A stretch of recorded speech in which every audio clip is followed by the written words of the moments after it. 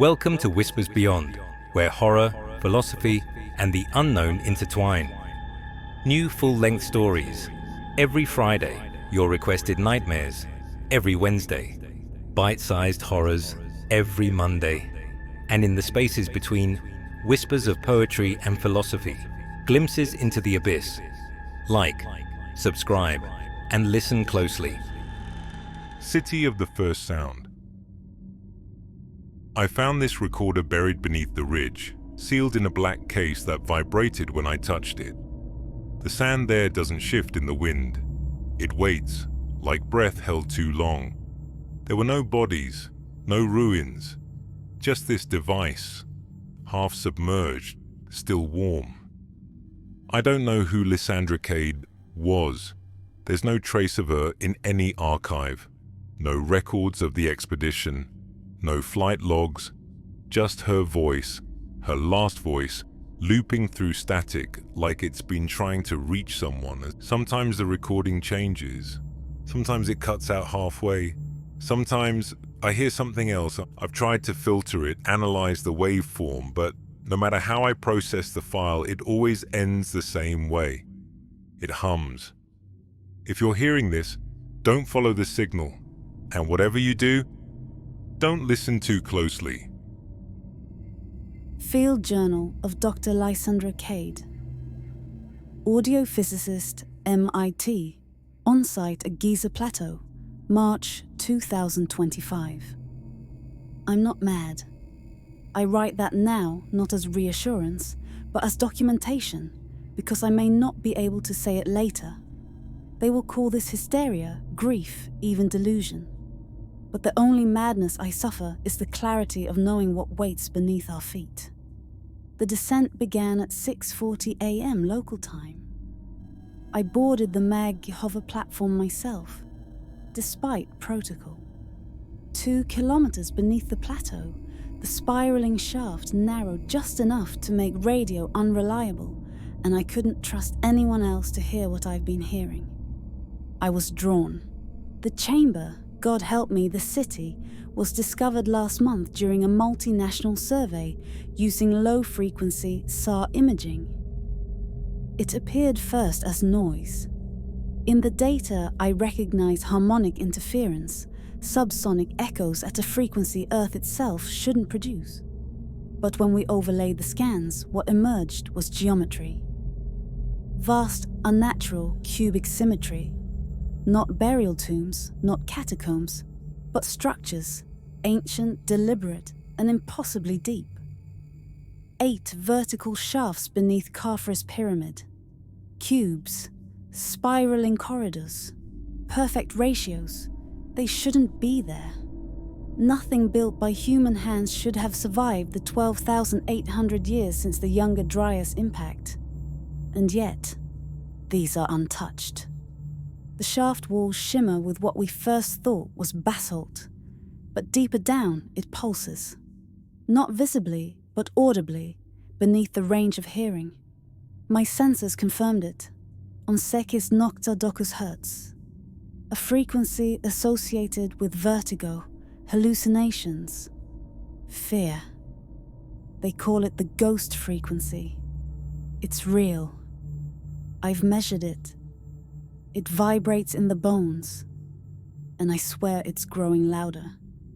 At 500 meters, the walls began to shift.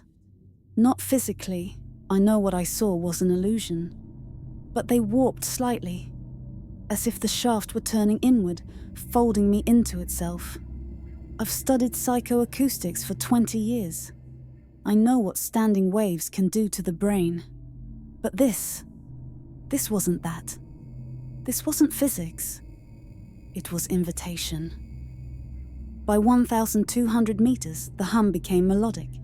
Not a tune, not anything human, but a rhythm, a pulse, vast and patient, like a breath inhaled millennia ago, held still beneath the earth. The hover's lights flickered, and I saw carvings then, if you can call them that. Not symbols, not writing. Patterns of interference, like cymatic forms etched into the stone. Frozen sound, I recorded them. I sent the files back to the surface. No one replied. I kept descending. At the base of the shaft, the platform landed in silence. No echo. The air was thick. I expected dust, stone, decay, but it was clean, sterile, like a vacuum held just this side of collapse. I stepped into the first chamber. The ceiling was too high to see. My flashlight beam vanished in the gloom like it was being drunk. And at the far end stood one of the cubes, 20 meters high, obsidian black, featureless. Except it wasn't featureless. I looked closer, and the surface rippled. Not in light, in sound. I can't say how long I stood there. Time isn't right down here. My watch vibrates, but the hands do not move. I check my voice recorder. My words skip in loops, like the machine is trying to mimic me. I don't remember speaking into it. Then God help me, I heard the chord. It wasn't music, not noise, not even voice. It was knowing. Every molecule in the chamber turned toward it, toward me, toward the world above. The sound bloomed, not outward, but up. I felt it rise through the shaft like a geyser of pressure, and I knew that it had done this once before. The Younger Dryas, a sudden freeze, the extinction of megafauna, sea levels rising 400 feet, the disappearance of entire cultures. It wasn't a comet, it wasn't coincidence. It was the first sound. Silence was mercy. The sound is rising again. I can feel it inside my skull now, threading through blood vessels, curling behind the eyes. It isn't a hallucination, it's a retuning. The earth is a drumhead, and something old has begun to tighten the skin. I don't think I can leave. I don't think anyone can. If this is my last transmission, let it be known. The city beneath Giza is not a ruin. It is a mechanism, and it has begun to sing. March 19th, 2025. I returned to the surface after the descent. I don't remember ascending. The platform logs confirm I came back up at 10:07 a.m., but I have no memory of that ride. My last conscious moment was standing before the cube. Then, a gap, a discontinuity, as if someone cut and spliced my perception. I found sand in my hair and blood on my hands. Dried, flaked. Not mine. No wounds. No pain. No explanation. No one met me at the platform bay. The camp was quiet. Too quiet. At first, I thought everyone had evacuated, but the vehicles were still here. The tents still zipped. I walked through rows of them, calling out, waiting for someone to answer. I found Nakamura in the comms tent, seated upright in his chair, staring at the blank monitor, eyes open, breathing, but unresponsive. His lips moved barely, and when I leaned in, I heard it. He was humming. The same subsonic rhythm, just under breath. A low, impossible vibration shaping his vocal cords. I shook him. Nothing. I checked his pulse. Strong. His pupils dilated to the edge of black. I tried to speak louder, to yell. I played a recorded frequency sweep on my tablet, one that should have agitated his nervous system enough to provoke a blink, a twitch, something. Nothing. When I stepped outside, I realized every person in camp was the same, seated, standing frozen mid-step. Some stared at nothing, others tilted their heads, as if listening to a distant voice through static. A few wept without expression, their tears forming dry trails in the desert wind. Only I was awake. I don't know why. I reviewed the footage from my body cam. I must have activated it during the descent without realizing. Most of the file is corrupted, glitched, frames missing. The audio track, however, survived. I isolated it, ran it through spectrographic analysis. There's a pattern, not language, not music, but intervals, precise, measured. The same 5 frequencies repeating across an 11-minute segment. When translated to audible range and run through cymatic modeling, they form an ancient geometric motif. A circle intersected by spirals, like a flower or an eye. I've seen this before. On the interior walls of the Great Pyramid, in what was once dismissed as decorative water damage. But it isn't. It's a harmonic brand, a resonance glyph, a fingerprint made of pressure. El Masri once told me the ancient myth spoke of a god that didn't speak but resounded, a being that sang creation into being and unmade with silence. I asked him what the people called it. He said they didn't give it a name. Names were invitations. Later that night, I stood just outside the excavation entrance, staring out at the desert. No wind, no stars. Even the insects had gone quiet. I held my breath and listened. Not with my ears, but with my bones. And I heard it again. Faint, but rising. As if the earth were drawing in another breath. The first sound is awakening. And this time, I think it intends to finish the song. March 20th, 2025. They are beginning to move again, not all of them. Not completely, but I see it, the smallest shifts. Fingers twitching like plucked strings, mouths parting as if to speak, but no words, only that same low murmur. I walked past the medical tent this morning and found Dr. Karimi standing at the foot of her own cot, swaying like a metronome. Her eyes rolled back, blood dried beneath her nose. When I called her name, she tilted her head sharply toward me and smiled. Not recognition, something worse. Something rehearsed. The others mimicked that same expression, like a shared hallucination, as if they've all begun dreaming the same dream, one broadcast from beneath the stone. The sound is threading itself through their nervous systems, tuning them like instruments. I am no longer sure I haven't been tuned as well. I sleep in flashes, if I sleep at all. Short moments where I blink and find myself elsewhere. Across camp, in the tunnels, sometimes inside the shaft again. I've begun blacking out mid-sentence, mid-thought. My recordings help track what I've lost, though they frighten me more with each review. In one, I'm whispering something in Arabic. I don't speak Arabic. Another shows me drawing in the sand behind the mess tent. Spirals within spirals, the same cymatic shapes etched inside the cubes. I don't remember making them. I've swept them away more than once, only to find them reformed by morning. The sun rises faster here now, or maybe time is thinning.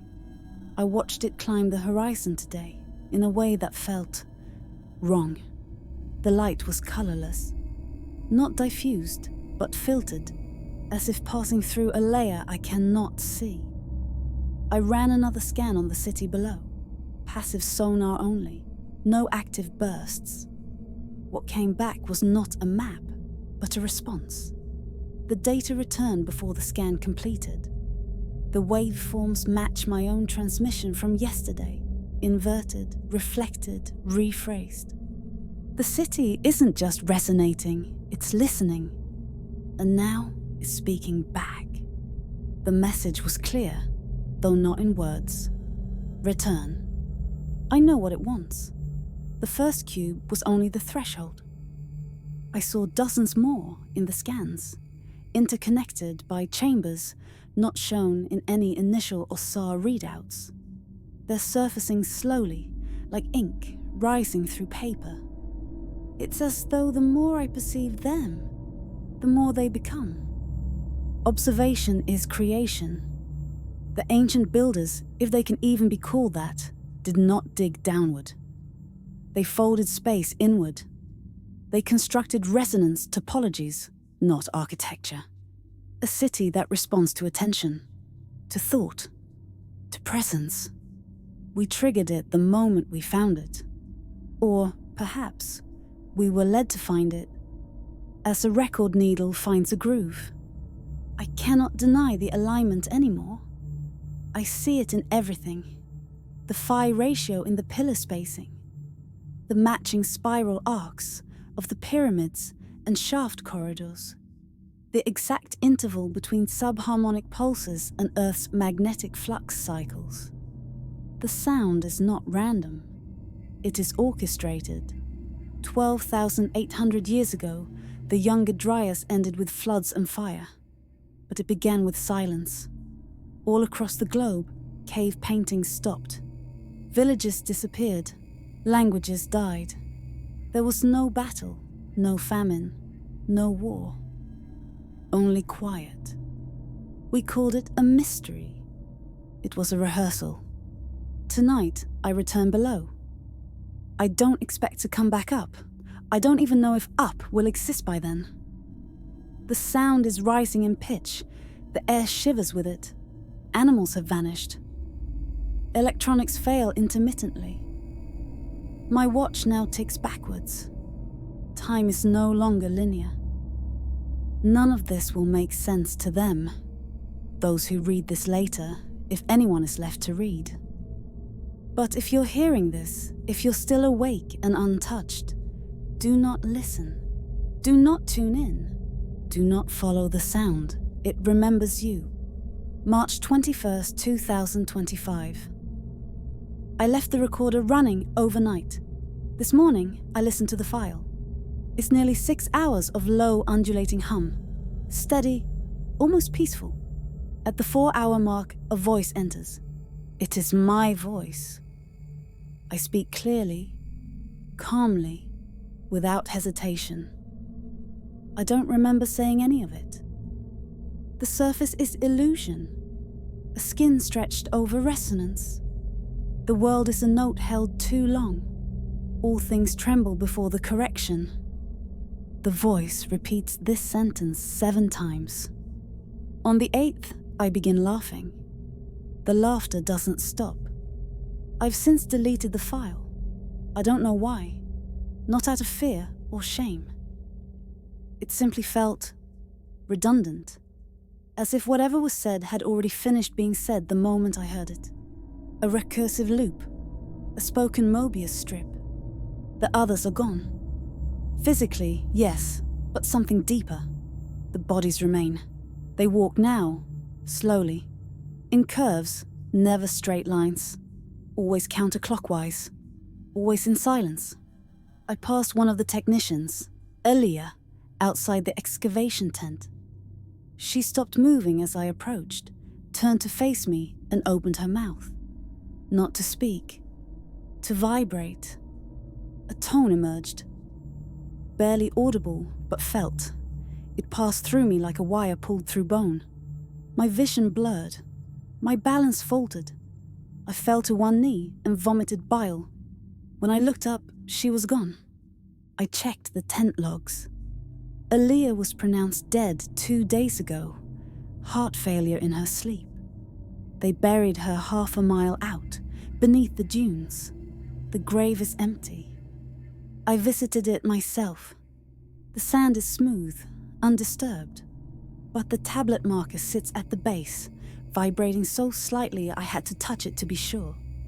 Beneath my fingers, it pulsed in perfect time with my heartbeat. No, not my heartbeat. The sounds. It has a rhythm now. It is building towards something. A cadence. I hear it in everything.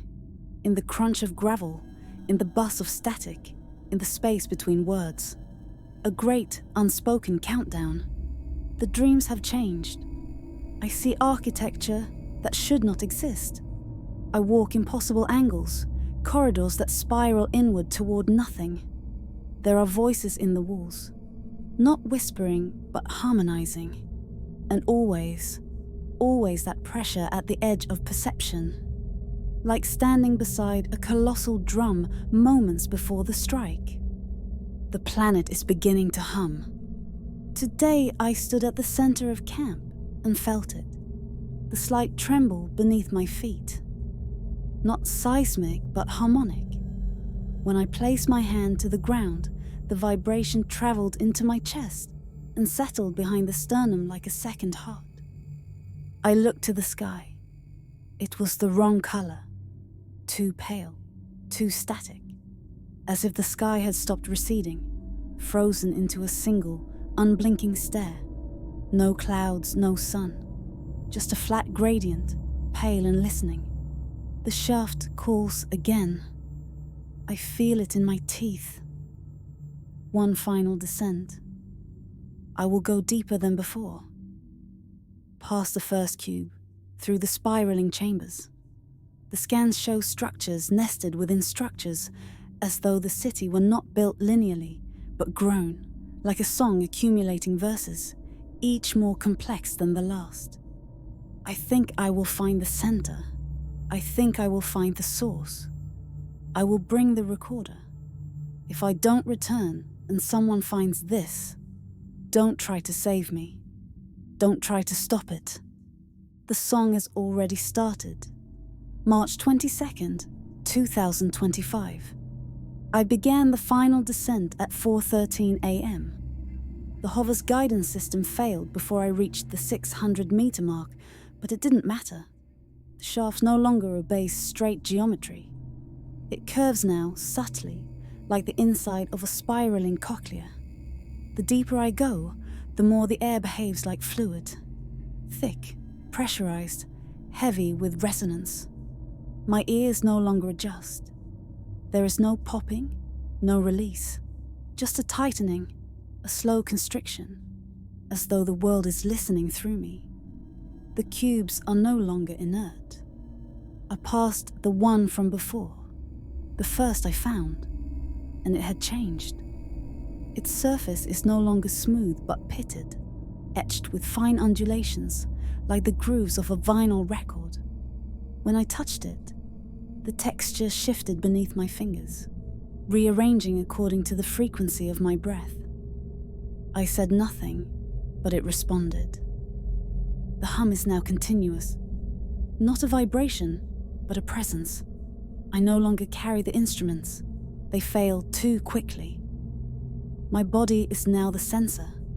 I can feel pitch across my skin, like weather. The tones rise in sequence.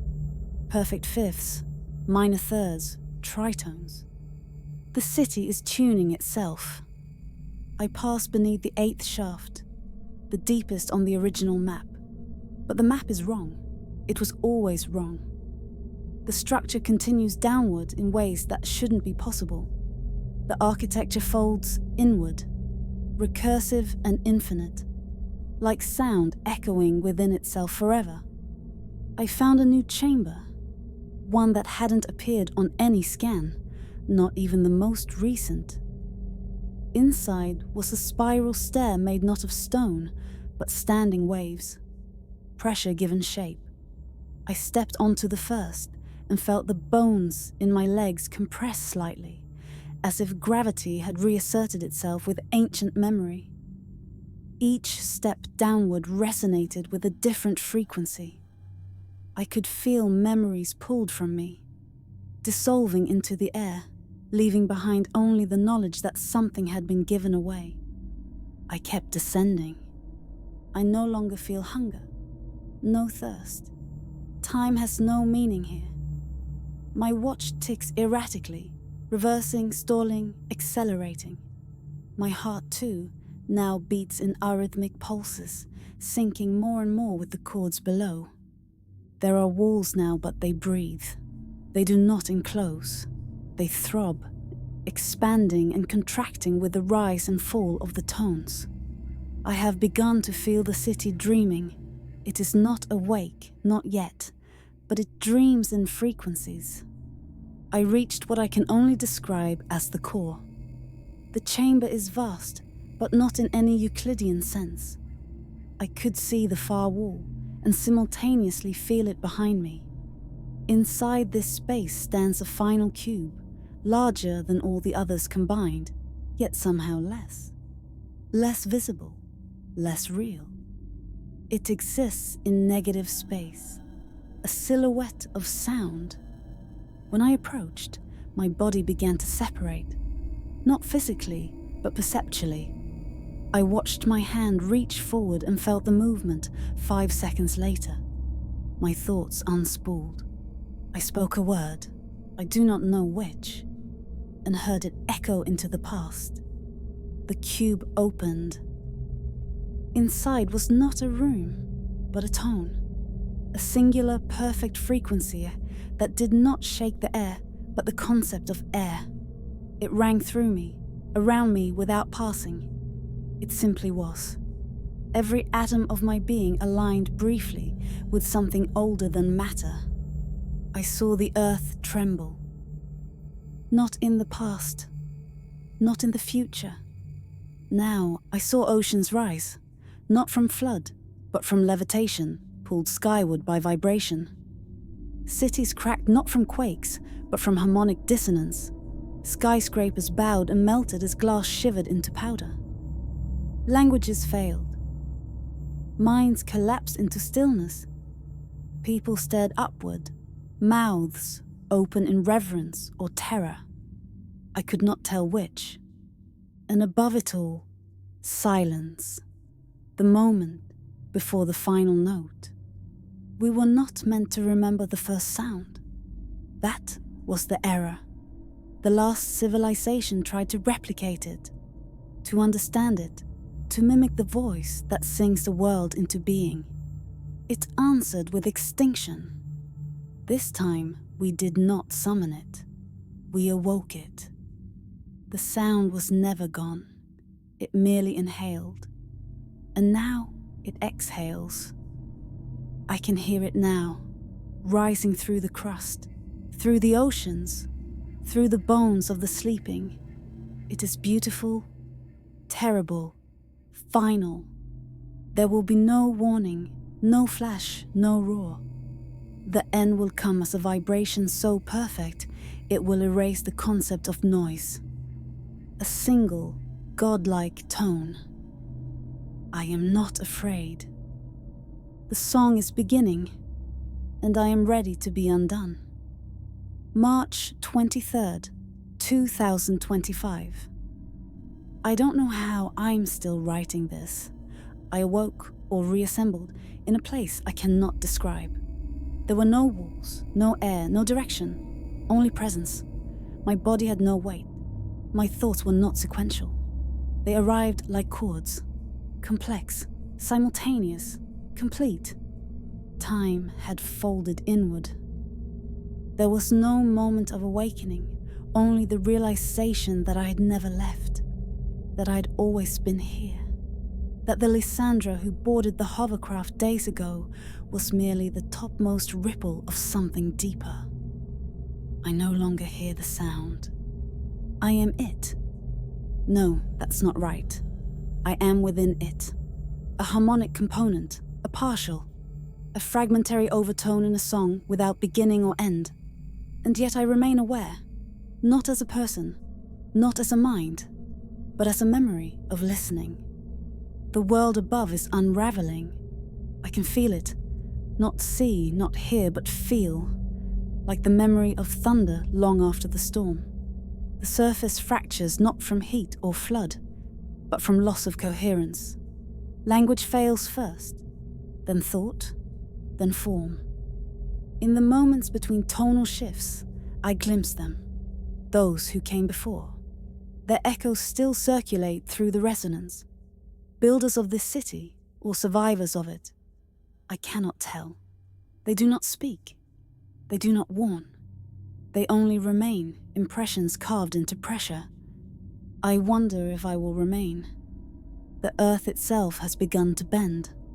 I feel the continents tremble in sympathetic vibration. Tectonic plates once shifted in silence. Now they sing.